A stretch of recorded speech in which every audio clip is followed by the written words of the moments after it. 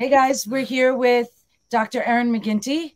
She works for Stony Brook University Hospital, and she is an allergist that is really, really good at alpha-gal, which is given by the Lone Star Tech. Erin, tell us a little bit about yourself, or Dr. McGintee, I should say. Sure, yeah, you can call me Erin. You've known me a long time. Yeah, so I work closely with the Tick-Borne Disease Resource Advisory Panel through Stony Brook, Southampton, and I'm also a partner with ENT and Allergy Associates here in Southampton. I'm a East Hampton native. I went through the spring school in East Hampton High School and moved back to the Hamptons about 12 years ago when my kids were little. And that's kind of right around the same time that we started seeing cases of alpha-gal allergy and figured out that that was an issue out here, and it's just kind of exploded since then.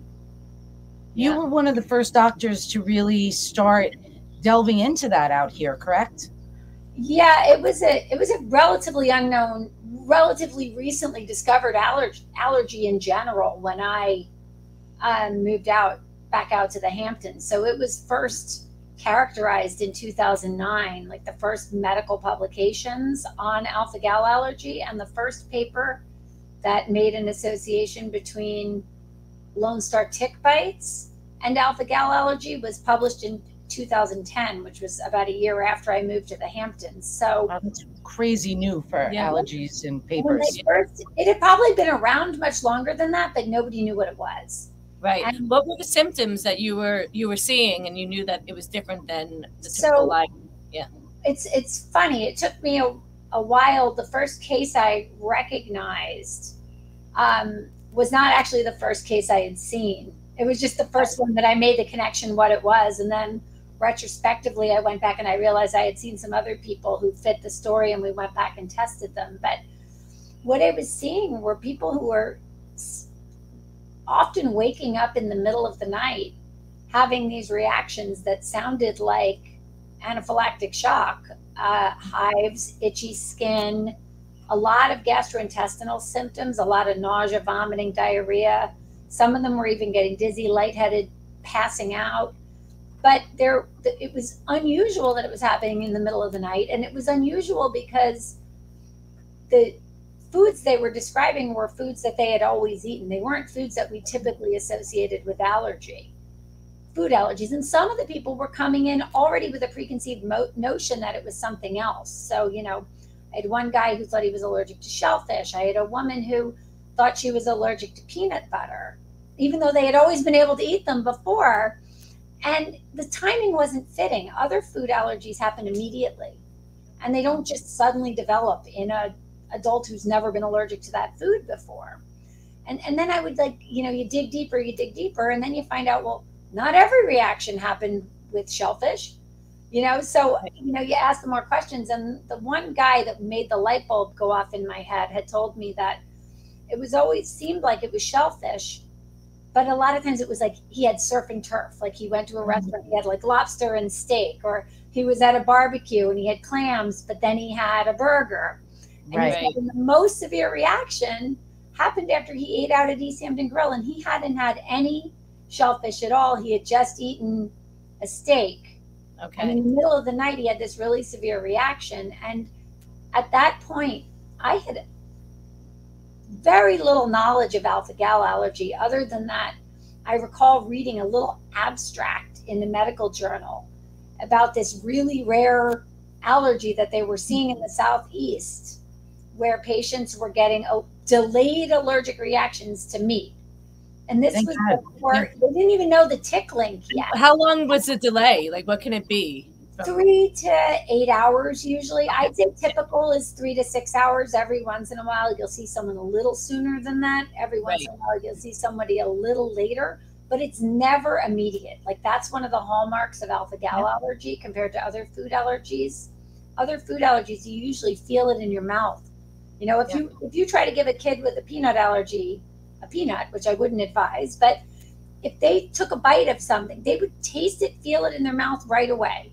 People with alpha-gal allergy eat a burger, they eat a steak. It tastes delicious. Yeah, that was me. That was me. Thankfully, I got to see you, but that was how I thought it was like a bad hot dog at a barbecue. I was like, oh, well, because it was hours later. And then my husband was reading the paper, and I think it had an article that you had written in there, and he's like, I think you have this. And I did. And I had the stomach issues, which is another question that we had. Like, how come some people, I guess everybody is different, but how it can affect somebody like, somebody's ready to pass out and somebody just has stomach issues. I feel like I was on the better end of that, obviously. I never had stomach issues. I had itchy hands and feet, and I had hives. Yeah, it's hives are the most common thing we see. But that's common in all types of anaphylaxis. About 90% of people, when they're having an anaphylactic or severe allergic reaction, they'll get hives. What's unique about alpha-gal allergy is the number of people that get these bad abdominal symptoms. So you can get cramping, nausea, vomiting, diarrhea in any kind of anaphylactic reaction, but it seems to be particularly prevalent in patients with alpha-gal allergy. And a lot of them have just the gastrointestinal symptoms, which can be very tricky for people to tease out. If you're not having itching, you're not having hives, you're just getting these severe abdominal attacks. People blame it on food poisoning. They blame it on irritable bowel syndrome. There's so many things they think it could be. But an important thing for people to know is even in the patients who only get abdominal symptoms, this is not chronic abdominal pain. This is not diarrhea every day. That's more typical of irritable bowel syndrome or something like that.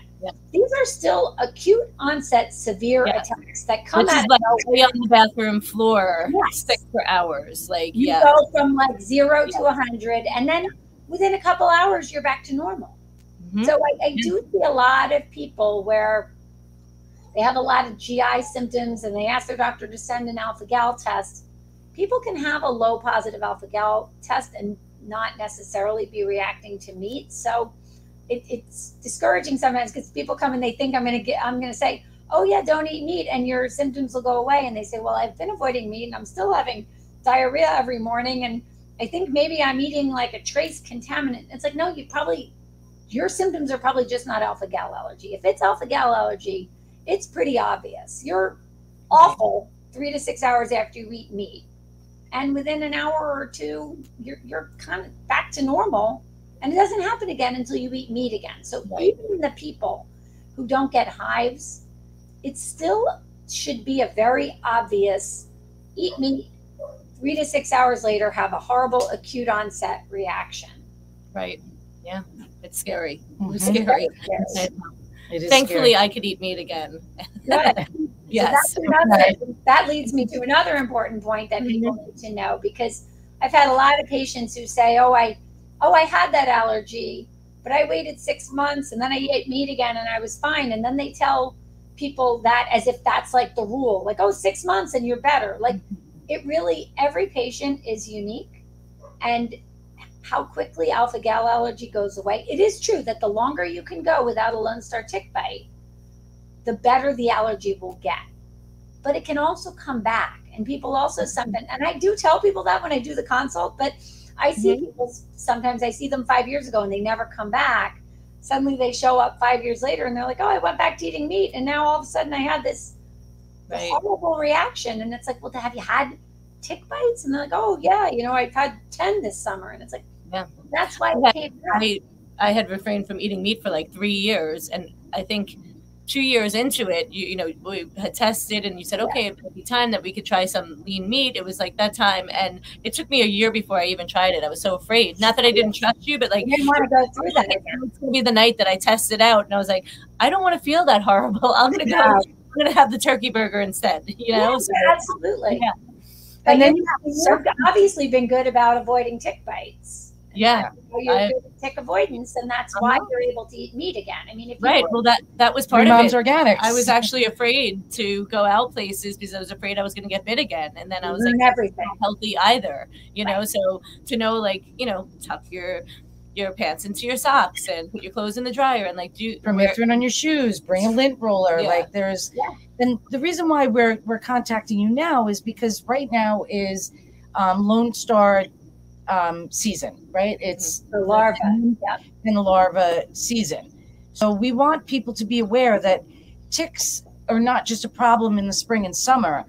There's a very large problem with Lone Star ticks and their offspring now. It's so, for alpha-gal allergy, this is the worst time of year. And you're absolutely right. I think this misconception that there are chiggers and that people think when they get these bites that they're chiggers. They don't realize that they're being bitten by Lone Star tick larvae. And it is true that the larval form of the Lone Star tick can't give you ehrlichiosis or some of the infectious diseases that are associated with Lone Star ticks. But they absolutely could give someone alpha-gal allergy. It doesn't mean they necessarily will. But if you're someone who, for whatever reason, is predisposed to get alpha-gal allergy and you get bitten by the larva, that's like getting, 50, 100 Lone Star tick bites all at once. So for someone with alpha-gal allergy or a new diagnosis of alpha-gal allergy, I'd say I see more new cases of alpha-gal allergy in September and October than I do at any other time of the year. And it's because so many people get bitten by the larva and they don't even realize that that's a Lone Star tick. And they eat meat. I try very hard to avoid bites. I try avoiding the larval bites, besides the fact that I don't want to get alpha-gal allergy. They're just miserable. They're the worst. They are the worst itch ever. Yeah. They're the most unpleasant experience. I actually got a few this year, just a few. I think I must have gotten them off my dogs, even though I do treat my dogs. But if I am unfortunate enough to get those larval bites, I'm just extra careful about eating meat. I've never tested myself for alpha-gal allergy. I do know that you can get false positives, and I'm the kind of person that if I had some low number, I'd be terrified to eat meat. Right. So, but what I do, and maybe someone could call it overkill, but I know that when I'm diagnosing new cases of alpha-gal allergy, it's typically someone who had a recent tick bite or larval bites, and then 2 or 3 weeks later, they ate something like a big fatty meat meal. And so I feel like sometimes people are getting alpha-gal allergy because they just happen to be eating the wrong thing at the wrong time. I think some people maybe even get alpha-gal allergy very transiently. And if they had just maybe been careful with meat for like the month after their tick bite, they might miss that reactive window. So that's kind of how I hedge my bets. That's excellent. That's what we've kind of been telling people because we kind of heard that through the grapevine. Yeah. So we've been letting people know. But can we back up a second? Can we go back to what exactly alpha-gal is? So we know it's given by the tick, and we know that it's Lone Star tick, and they're why is it meat related? Terrible babies. Yeah. Sure. So alpha-gal is short for galactose alpha 1,3 galactose, and it is a carbohydrate, like a little tiny sugar, that is just the same way that we have like a type A blood type, and we've got these little A carbohydrates all over our cells. All mammals who are not primates express this alpha-gal carbohydrate. It's like there's an enzyme that kind of puts it on the outside of all their cells. It's just there. It doesn't really do much other than before we had alpha-gal allergy, alpha-gal was believed to be one of the main reasons that when we were trying to put, say, a pig heart into a human or a pig liver, it was one of the main reasons that people were rejecting transplants from non-primate animals because of this alpha-gal is foreign. Carbohydrate. But what happens with alpha-gal allergy is that when someone's bitten by the Lone Star tick, and we really still don't know why some people get the allergy and other people don't. They've thought, could it have to do with blood type? But that really, the more people who get the allergy, that hasn't really panned out. We kind of see it across all blood types. We see it in people who have a lot of other allergies. We see it in people who don't have a single other allergy. So I've seen it in all different ethnic groups. all ages, although it's less common in kids. I do see it in kids. It's less common in kids, and it does go away quicker in kids, it seems. But we don't know why some people get it and other people don't. But what happens is when they're bitten by a Lone Star tick, your body makes an immune response to the foreign, tick saliva, tick proteins that get introduced into the system. We believe that there's something in Lone Star tick saliva that mimics what alpha-gal looks like. It's not that the Lone Star tick is putting alpha-gal directly into someone, because if that were the case, people who already have alpha-gal allergy should be having severe allergic reactions anytime a Lone Star tick bites them.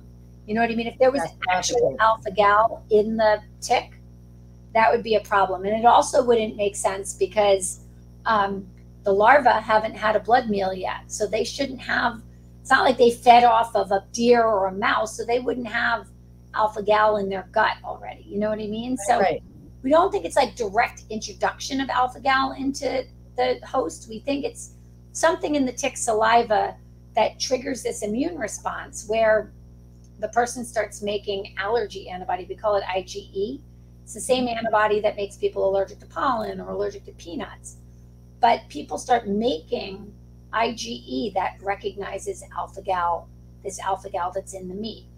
And then once that happens, then it's sort of the same as any other food allergy, where once the allergen hits the bloodstream, it cross-links these allergy molecules and causes your allergy cells to release all these mediators. The reason we think there's a delay with this one, we think has to do with the fat. I've kind of alluded to it before, but the fattier the meat, the more likely someone's going to have a reaction, and the more likely the reaction will be severe. So fat takes a while to be digested. Proteins and carbohydrates, we start digesting them really early, like even when we're chewing, those things are starting to be broken down. So the theory is that we're breaking down the alpha-gal that's on the protein and the carbohydrate right when we're starting to eat the food. So that's why we're not getting immediate symptoms. Like we've got enzymes to break down carbohydrates right in our mouth. But the alpha-gal that's on the fat is relatively protected from digestion early on. So it's kind of hidden. And then when the fat is metabolized and absorbed it usually takes a couple hours to absorb fat. It's kind of when the fat gets digested and absorbed into the bloodstream that we're seeing the reactions. And that's crazy interesting behind the delay. And it's so interesting. Yeah. When I did try, not good, but interesting. When I did finally try lean meat, I had it at like 7 a.m. I had a pork chop because that's exactly what I would have done. So you're wide awake. Yeah, so I knew that I was like in it for the long haul. Yeah, it's always smart to test it early in the morning so you're not like fast asleep if the symptoms start. Yeah. And it was interesting. My reactions came from burgers. Oh, these burgers are the worst. Mostly burgers. The worst. The most common, by far, the most common food I see people having reactions to is a burger. Yeah. Fatty. I had gone to the doctor like so many times. I'm like, my hands and feet are so itchy. They're like, but there's nothing there. I'm like, but my hands and feet are so itchy. That's a common symptom too. Hands and feet itching is often it progresses beyond that. But again, depends on where somebody's out. It changes. Depends where your alpha-gal level is. It depends on how much you ate. Yeah. There's a lot of variables. So it's not like this like static allergy, which is why it's important to have it like my patients that come once and I never see them again. It's like, it's really good to be kind of following it and having, especially if you're someone who wants to add meat back into your diet, it's good to like follow it over time so you can have not like stabbing in the dark and just saying, I hope I can eat meat now and be okay, I will always have Benadryl in my car and in my house, my camper. I always, and it's been 7 years since I've had a reaction I always, I'm always thinking about it. You're always going to have to unless you move away. No, unless you move somewhere where there's no Lone Star ticks. Yeah. No, who wants to be there? This is where where we love. Exactly. Yeah. So is there treatment for alpha-gal allergy, or is it something that we just have to wait for it to go away? So there's, obviously there's treatment of acute allergic reactions, but ideally we don't want to get to that point. Right now, there are no therapeutics, although there are definitely people who are interested in researching that. There is now they call it a gal-free pig. So there's a pig that I don't know if they like genetically engineered it, or if it was just some pigs that happened to be born without the gene to make alpha gal, and they just bred these pigs. But for research purposes and for, also even for organ transplants, they've developed this line of gal-free pigs. And my friend and colleague down at UNC, Dr. Scott Cummins, he does a lot of the like bench and translational research on alpha gal allergy. He's actually he's doing challenges on some of his alpha gal patients where he's having them get this pork from these gal-free pigs to see how they do. So I think that's going to be kind of a therapeutic in the future. They're just going to develop lines of cattle and lines of pork that don't express alpha gal, so that people with alpha gal allergy can consume these things, and they can use these to develop therapeutics and stuff. Again, there are not many, but there are a couple of medications that have alpha gal in them. So if they can develop a gal-free line of medications so that you don't have to worry about this in people who may have alpha gal allergy, that's definitely something on the horizon. Our product, I know that we made sure that the glycerin was vegetable glycerin. I'm not trying to plug our thing, but because we were like, we don't want people spraying it on and having a reaction. That's really smart. I mean, that's the thing. It can be hidden, and it can be hidden in a lot of things. But the main thing I tell people to avoid, because if you go on like the alpha gal Facebook chat groups, you're going to find some really crazy information. I mean, the main thing I tell people to avoid is mammal meat, and caution with gelatin. And almost everyone with alpha gal allergy can tolerate dairy. There's a really small minority when their alpha gal IgE to their total IgE ratio is extremely high.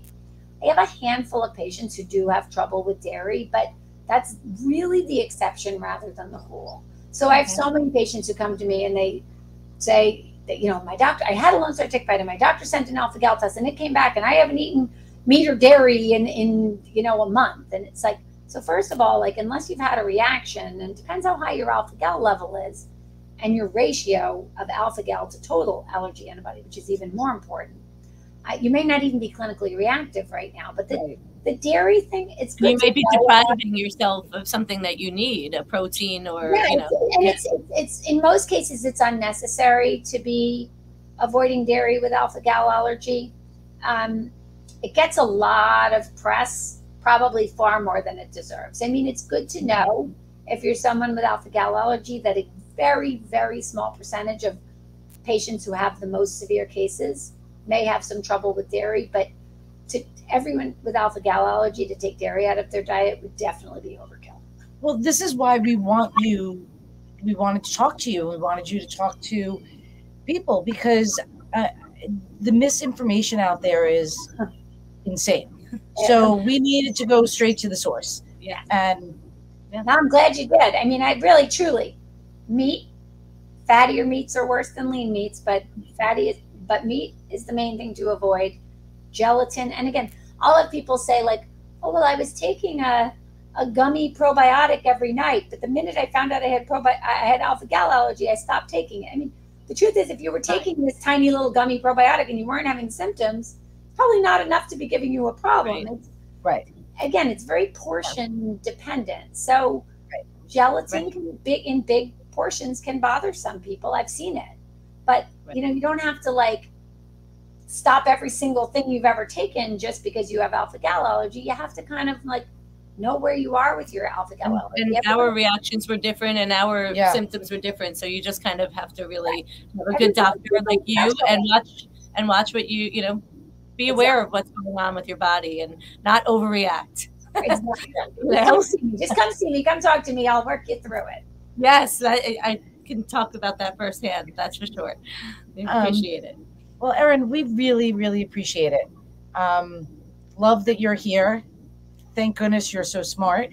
Thank goodness you live in the Hamptons, because, we'd all probably still be walking around with itchy hands and feet and vomiting, Laying and on we the wouldn't know bathroom floor. what was wrong with us. Not knowing what the heck was going on.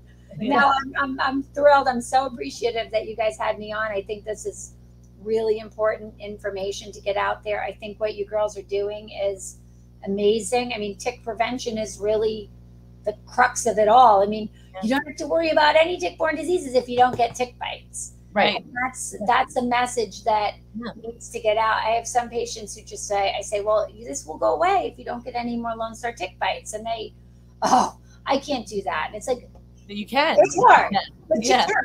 It's You hard. can try. You can try. Right. Yeah. Don't be so, don't be such a pessimist. Like there's lots Right. of things you can do Yeah. to prevent tick bites. It's just being Right. I mean, smart. I spray myself.